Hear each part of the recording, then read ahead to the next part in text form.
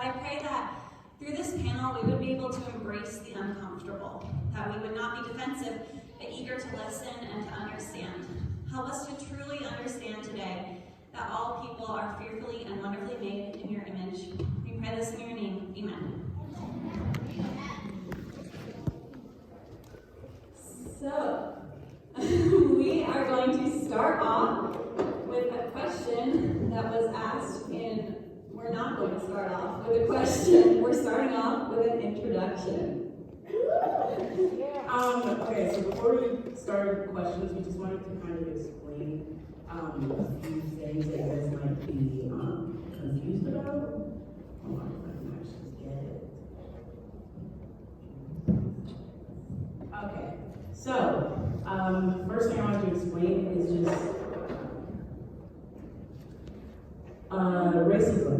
So racism at its core is the belief that white people are superior or are the norm. So that idea has been used in creating the systems of our society in order to keep Black people and other minorities down.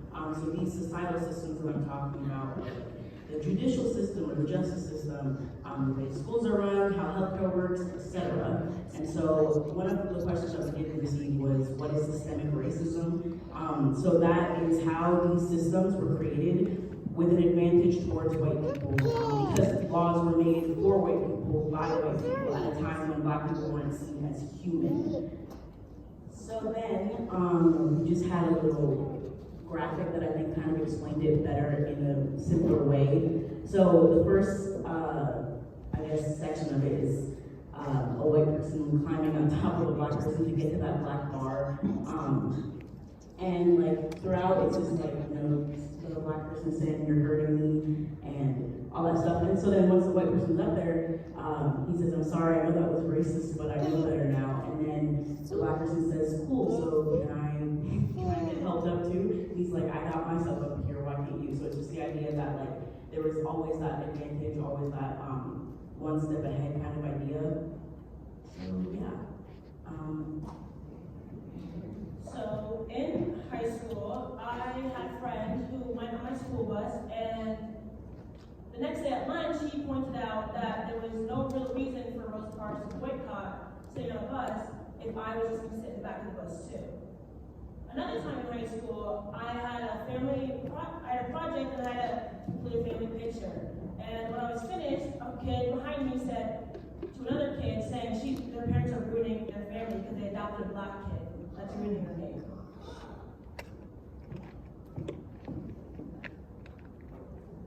So another question that was received was like, what are stereotypes and what are microaggressions?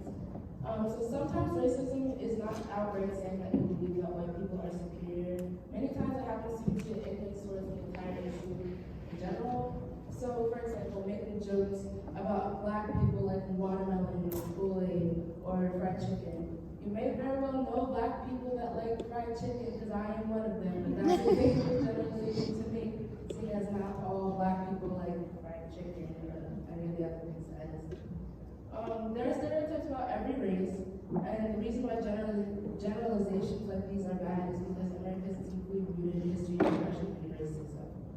So some microaggressions that I personally have experienced are people telling me that I don't sound Black because I speak eloquently, or I sound educated, which implies that I don't fit the narrative that Black people sound ghetto or loud or uppity, you name it. I've also been told that this person I was talking to doesn't like Black girls, but he likes me, which makes no sense because I am indeed Black last time I checked. I've also heard that I'm pretty for a Black girl, what are you mixed with, which implies that I can't be pretty and Black at the same time, which is wrong, because I am. Yeah.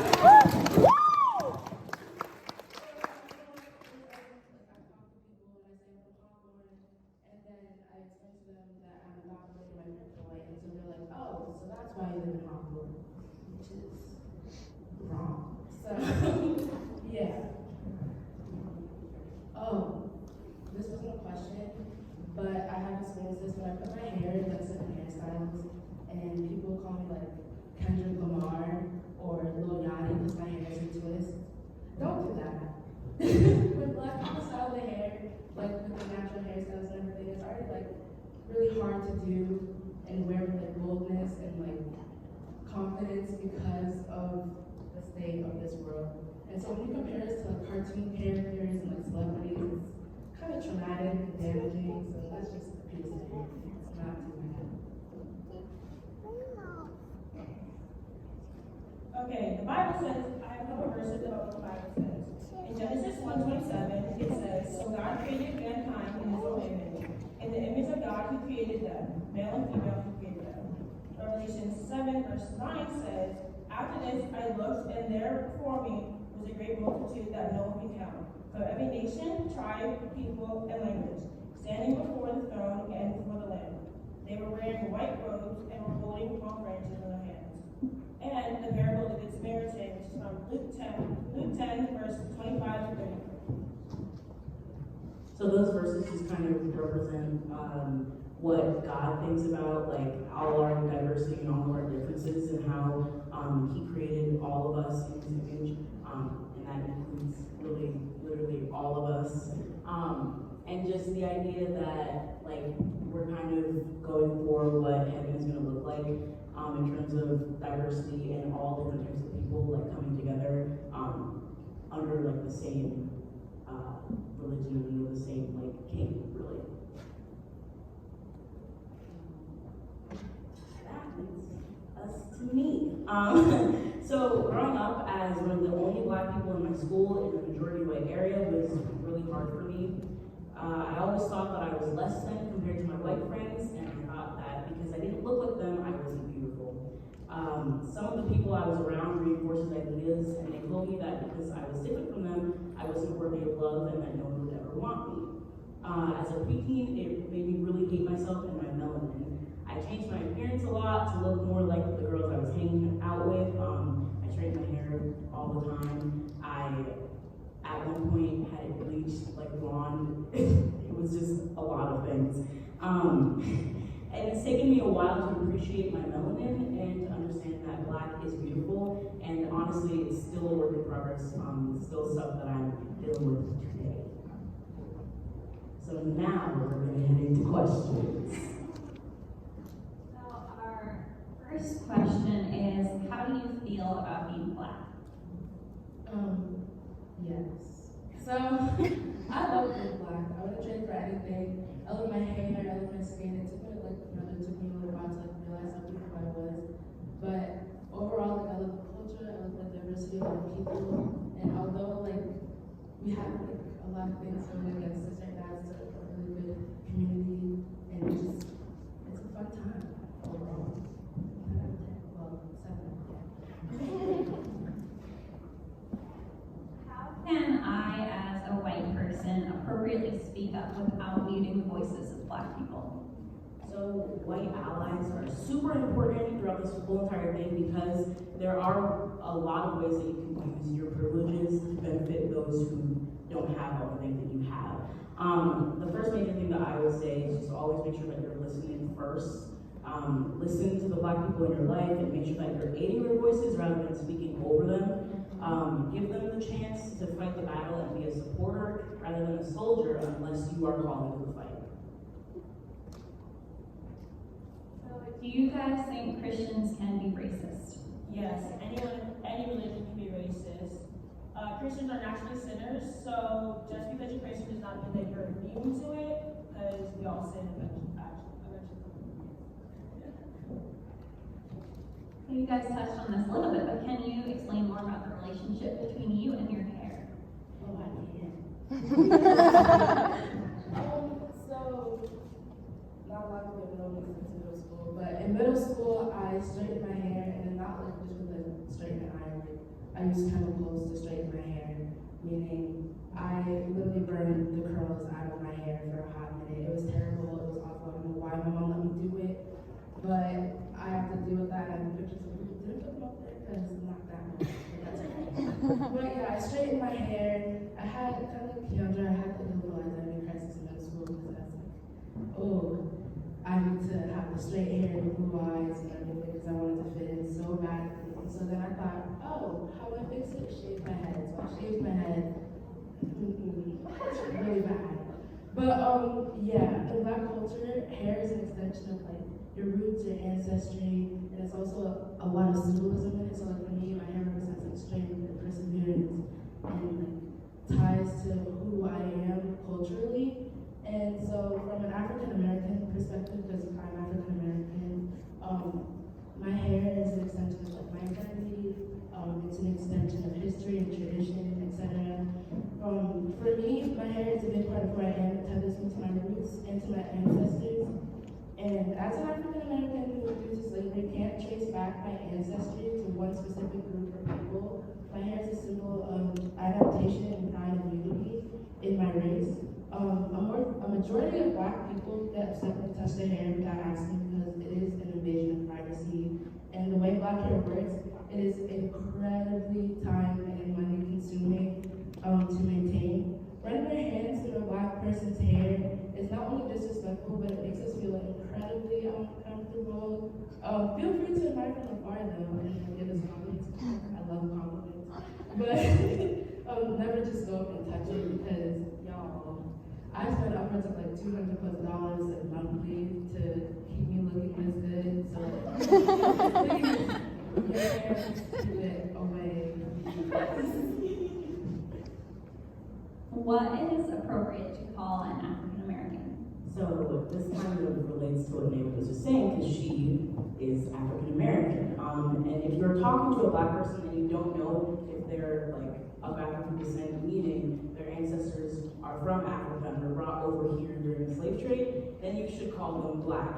For example, I, unlike Naomi, am not African American. My parents are 100% born and raised Jamaican, and I don't have any roots to Africa for many generations. I am Black, and that's not offensive or racist to call someone Black, because we are. Black is not a bad word or a word that you should be scared to say. You wouldn't hesitate to call someone white, so why would you hesitate to say Black? Have you stood up for anyone due to racism?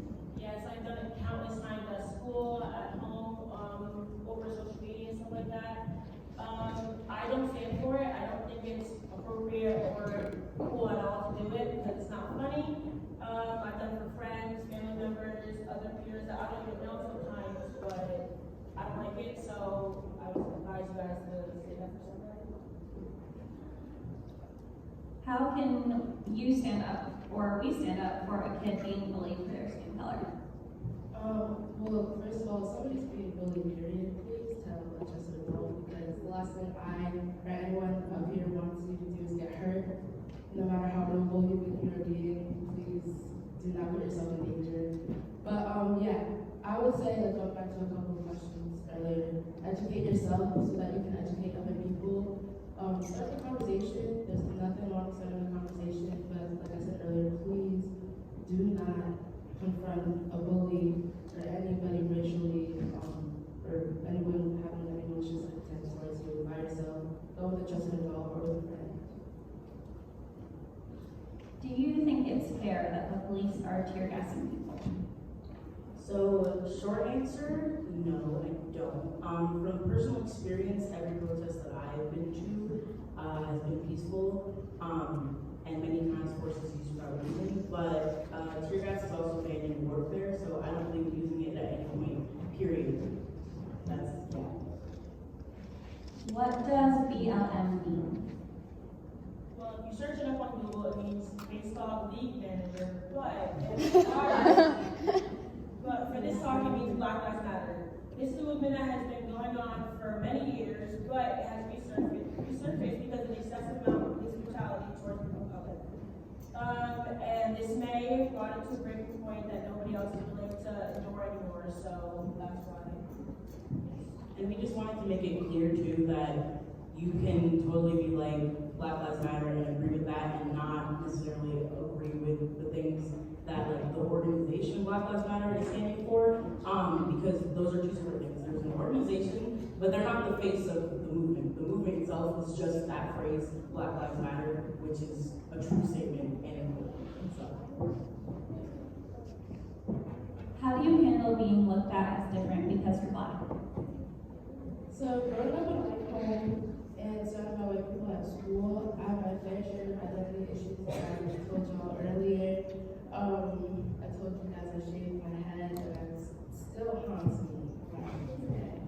But I don't want being different bother me anymore. In high school, I started embracing my differences, like wearing my curls and doing protective styles. For example, these twists are protective because they're protective style or braids. But yeah, once I started embracing those differences, I kind of like came into myself and I kind of started like being more confident. So I would say, as hard as it is, start embracing your blackness because it is beautiful, and not enough people told me that, and so I was kind of late to the game. But I'm telling you, all the black people in here right now, that your black is beautiful, and I will drill that into your head as much as I can, even up to last week. But I'll say it every day, so be prepared for that. What do statues have to do with Black Lives Matter? So I know probably a lot of you have seen or heard people talk about like people tearing down statues, et cetera, et cetera. And I think a lot of people are angry that statues have been put up that commemorate people who were racist or fought to keep black people down. And to move forward as a country and as a world that values the lives of black people, we cannot celebrate our history of keeping black people in a place of oppression.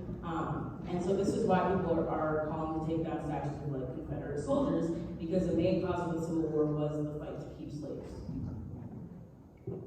Why is all lives matter offensive? All lives matter is offensive because it is used as a counter argument to those saying Black Lives Matter. We are not saying that all lives do not matter. It's just Black lives have been suppressed for years, and we are not willing to stand for it anymore. Like I said earlier, May was just a breaking point, the last straw, and we're fighting against it now. And all lives matter and Black Lives Matter are two true statements. But when it's said in response to someone saying Black Lives Matter, then it's just kind of seen as distracting from the situation and distracting from what we're going through right now. And we have a little video that might explain it a little bit better. Well, Chris is back there to go. Chris, one job.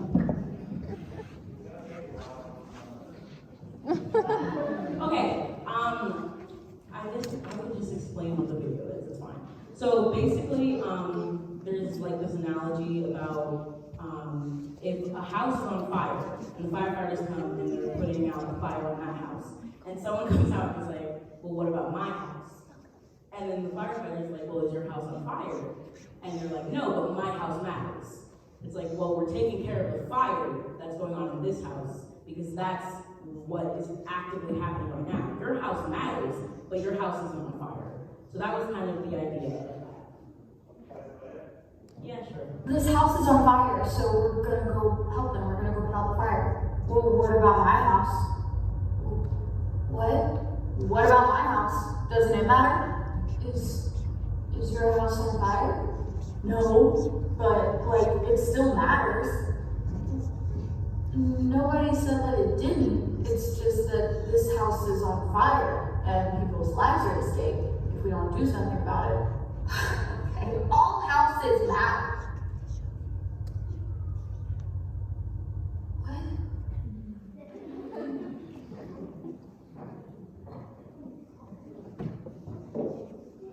Yeah, hopefully that makes a little more sense for you guys in kind of that analogy. What do the protests mean? So the 2020 protests happened as a result of Ahmaud Arbery, Breonna Taylor, and George Floyd being murdered. When people protest, it is a result of feelings of fear, frustration, and helplessness. So the protests mean that people are calling for a massive change in America. What if I want to speak out against inequality, but other people won't listen? I would say keep talking. Even if it doesn't seem like they're listening, they may connect with something you say. And even if they personally don't listen, you should continue to stand for the things you believe in, because you never know who is listening that you're expecting, and it's just the right thing to do. What should I do if I think that Black Lives Matter, but I don't like the violence in the protests? Well, for one, we think it's amazing that you think Black Lives Matter because not many people agree with that statement. And there isn't most protests that people attend, like Keandra said, most of the protests she's attended were peaceful, and it does happen. But you can still support Black Lives Matter in many different ways. You don't have to go to protests. You can keep educating yourself, trying to help educate other people, and we're all just stay connected and learning. So in closing, in order to combat racism, educate yourself and learn from the experiences of those around you. Listen, learn, and self-correct. Being anti-racist in an environment that's designed to be racist isn't easy, and it takes ongoing